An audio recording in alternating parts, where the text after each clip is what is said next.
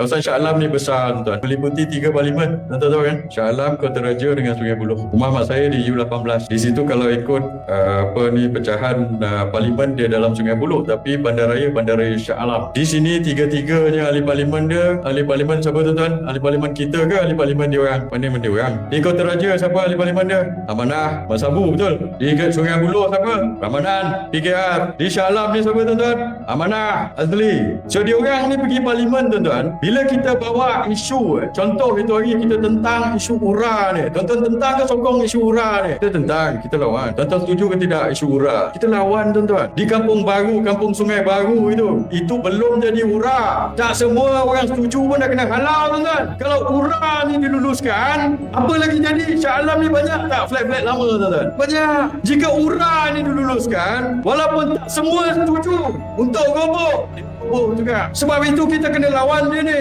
Ahli parlimen awak ni daripada PAN ni pergi parlimen, dia sokong URA. So saya nak tanya dia, jangan tipu. Ada video, betul tak? Kita tolak URA, dia sokong URA. So sebab itu saya nak tanya, kenapa kamu sokong URA? Adakah kerana toke-toke kamu sokong URA? Jawablah. Apa justifikasi orang kita untuk sokong URA ini? Kita tolak URA, dia sokong URA. Kita tolak ladang babi, dia senyap pasal ladang babi. Kita tolak UEC, dia bising tak pasal UEC tuan-tuan. Di 3 kawasan ini, Ramanan tak saya kira lah, dia PKR. Ini amanah di Shah Alam dengan amanah di Kota Raja di kawasan kita ini. Mak Sabu bising tak pasal UEC? Mak Sabu cakap, dia kata DAP ni adalah parti yang teranaya, dia kata tuan-tuan. Mak Sabu cakap teranaya celah mana Mak Sabu? Kamu tak payahlah cukup-cukup lah menjilat DAP ni, betul tak? Kita orang Melayu tak boleh jilat DAP tuan-tuan. Kita nak jadi macam apa? Mana hilang maruah kita? Tapi kalau mereka menang, ini yang kita dapat. Kita dapat ladang babi, kita dapat UEC, kita dapat URA tuan-tuan. Kita dapat kepentingan bisnes-bisnes ini yang menentukan dasar negara, dasar kerajaan. Ini yang menjadi masalah. Ini yang kita dapat tuan-tuan.